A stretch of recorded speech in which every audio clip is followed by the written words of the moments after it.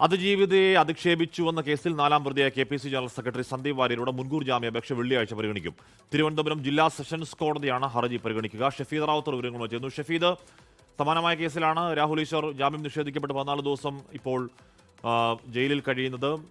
ഈ മുൻകൂർ ജാമ്യാപേക്ഷ പരിഗണിക്കും വരെ അത് കഴിഞ്ഞ സന്ദീപിനോട് ഹാജരാവാൻ ആവശ്യപ്പെടുകയുള്ളൂ ഷഫീദ്?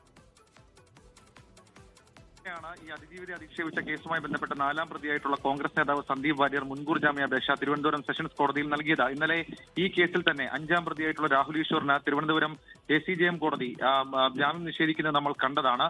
സ്വാഭാവികമായും അതടക്കമുള്ള കാര്യങ്ങൾ സന്ദീപ് വാര്യരുടെ മുൻകൂർ ജാമ്യാപേക്ഷയിലും റിഫ്ലക്ട് ചെയ്യുമെന്നുള്ള കാര്യം ഉറപ്പാണ്. മാത്രമല്ല ഇന്നലെ ഈ അഡീഷണൽ ചീഫ് ജുഡീഷ്യൽ മജിസ്ട്രേറ്റ് കോടതി രാഹുൽ ഈശ്വറിന്റെ ജാമ്യ ഹർജി തള്ളുമ്പോൾ കോടതി ചൂണ്ടിക്കാട്ടിയത് കേസിലെ കൂട്ടുപ്രതികളെ അറസ്റ്റ് ചെയ്യുന്നത് അനിവാര്യമാണ്, മാത്രമല്ല തെളിവെടുപ്പ് അനിവാര്യമാണ്.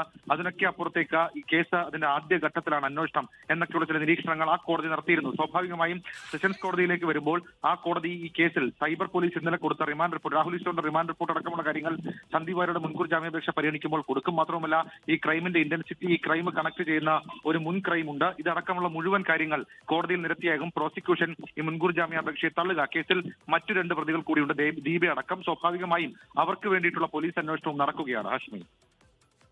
ഓക്കെ, ഷഫീദ് റാവുത്തറാണ് വാർത്തയുടെ വിവരങ്ങൾ നൽകിയത്. സന്ദീപ് വാര്യർ മുൻകൂർ ജാമ്യാപേക്ഷ പരിഗണിക്കുന്നതിന് മുൻപ് തന്നെ ചോദ്യം ചെയ്യാൻ വിളിച്ചു വരുത്തോ എന്നാരും അറിയില്ല. അങ്ങനെയാണെങ്കിൽ അത് അറസ്റ്റിലേക്ക് പോകുമെന്നറിയില്ല. അറസ്റ്റിലേക്ക് പോവുകയാണെങ്കിൽ ഈ പറഞ്ഞ 14 ദിവസം എന്നൊക്കെയുള്ള പ്രശ്നങ്ങൾ അവിടെ കിടക്കുന്നുണ്ട്. ലോകത്തെവിടെയായാലും ഏത് സമയത്തും 24 വാർത്തകളും ഓഗ്മെന്റഡ് റിയാലിറ്റി പാക്കേജുകളും എക്സ്പ്ലെയിനറുകളും വിശദമായി കാണാൻ ഞങ്ങളുടെ YouTube ചാനൽ നിങ്ങൾക്ക് സബ്സ്ക്രൈബ് ചെയ്യാം.